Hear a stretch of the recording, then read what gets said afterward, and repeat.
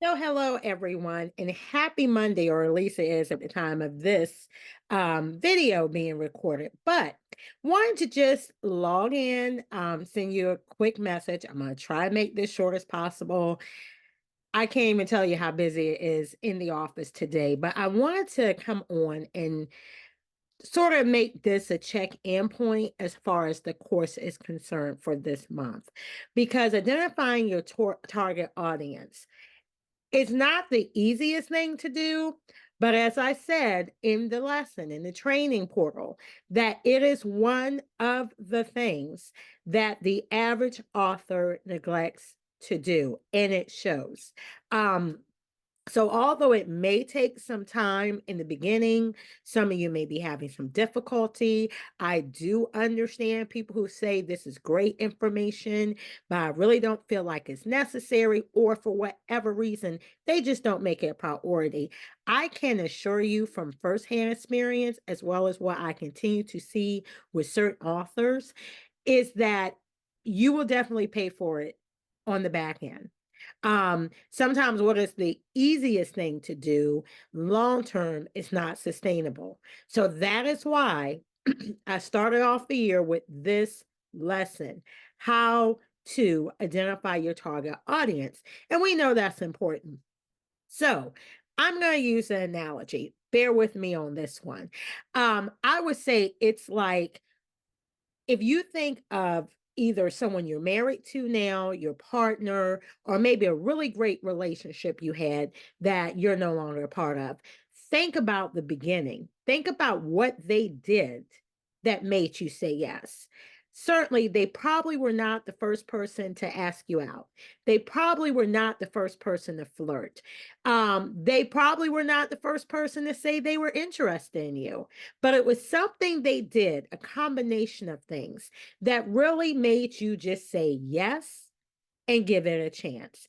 And for whatever duration the relationship is or was, and I'm going to say, just think about good ones because we all got nightmare stories, but think about the good ones that you really enjoy, whether you're still in them or you're no longer a part of it, but you realize that was a necessary relationship or it was a fruitful relationship for your life and who you were at that point. There are some things they had to continue to do after they got the initial yes to go out on a date or to get your phone number, whatever it is that kept that conversation going and made it more than, they just passed by you and you guys never saw each other again, for how that person could continually be in your presence. Well, if you can envision that, if you can go back to those times, if you can think about some of the things they did that made them stand out, and then what did they do after that that made you continue to talk to them and go further and be in a relationship with them and want to know more and want to spend time with them, then you could think about that's similar to knowing your target audience for your book. Because if I know you as the person that's writing the book, if I know who you are, if I know what you need to hear, if I know what is challenging to you, if I even know the things that pain you, then I know how to speak your language in order to attract you or get your attention initially. But I know how to keep talking where you want to continue to be in my presence. And then we go into a relationship, one where you trust me. Because somebody can like you, and that's cool, but the feelings aren't reciprocated. But when someone learns to trust you and wants to spend more time with you, then they reciprocate. And then that's when you get to go further. That's when you get to grow your relationship. And then you get to continue the relationship. Sometimes long term, sometimes it's short, but it's not a passing you by. That's what your book is supposed to do. And when you're not clear who that book is for, you got multiple people, well, maybe it's a single parent. Maybe it's an actual married person. Maybe it's someone 17. Maybe it's somebody 70.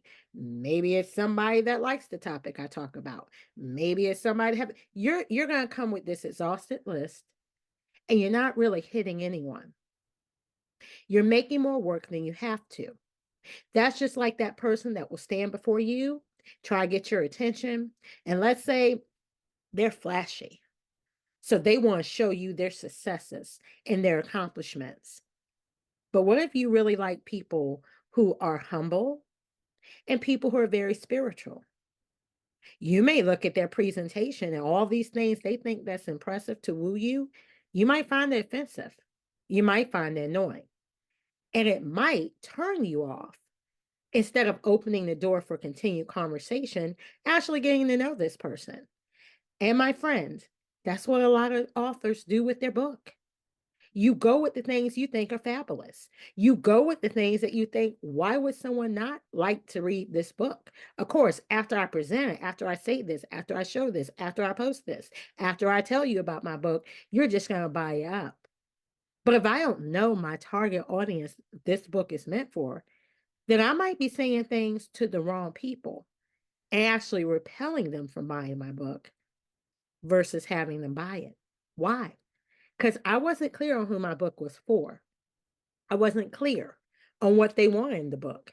I wasn't clear of where they even go to buy their books.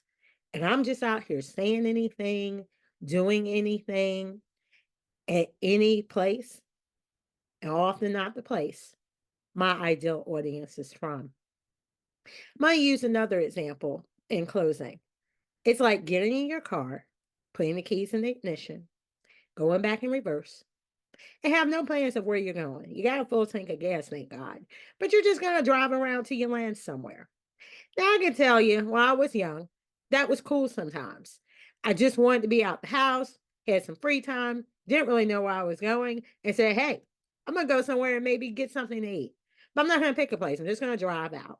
Just drive where the road leads me, and I'll just feel in my spirit where it's able to, where I'm supposed to stop. And that is great sometimes for a sense of adventure. But if you know me, and you've been under any of my training, one thing you do know is that just because you can do something, don't mean you should do something. And you also will know that if you're an author, then you're entrepreneur because being an author is a business. You've probably heard me say that more time than you care to if you've been around me, definitely if you're a client for any amount of time. So think about that. And again, if you haven't really been able to roll up your sleeves and get into the lesson, and here's just a side note, also a business tip. I do track analytics. So I know exactly who is where, who has logged in, how often they logged in, what point of the lesson they are, what point of the lesson they reviewed. I know that stuff. Same thing when emails are sent. It doesn't matter if they're scheduled. It doesn't matter if the staff member sent them. I do go in. Don't even matter if they report the analytics to me. I'm still going to go in for myself and look at the analytics. I do the same thing with the websites, do the same thing with social media, because if you are not studying your analytics, I don't care if you have a team or you're solo. If you're not studying your analytics, then what's the point? Because you don't really know. And people can report whatever, but you don't know what's tracking, what's responsive, what isn't. You know, how many people open that email? And then if they open it, did they click on anything? You know, you got to study analytics. This goes back to the course. You got to do your own research. Is it time consuming? At times. Are there other things you might rather do? Sure. But this is a business. So if you want to keep it, if you want to be profitable, hello, if you want to have sustainability and growth, then you've got to do the work. So identifying your target audience, you might not be working on a book right now. You might say, I'm a published author. I'm not new to this. Okay, but you may not have done that research. So that's why I said it's just as important for someone that's already published as it is for someone that's working on publishing their book. You need to know your target audience. And if you think you know it, go through the lessons and make sure you're clear.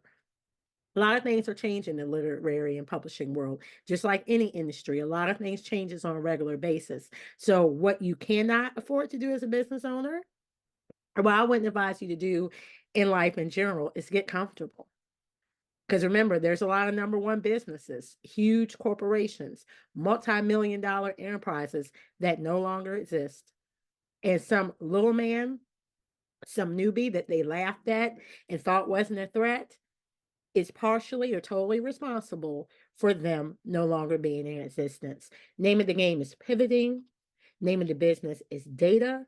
And the name of the business is doing your research. So I hope this helped. I hope this inspired you.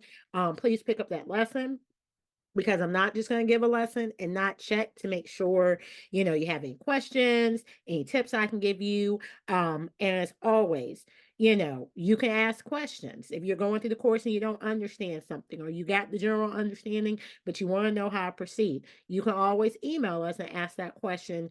Give us at least, 24, 48, hours. Actually, now I normally say about 2 to 3 business days, for the email content for us to respond. But yes, just wanted to come in on this Monday, give you a little bit of motivation.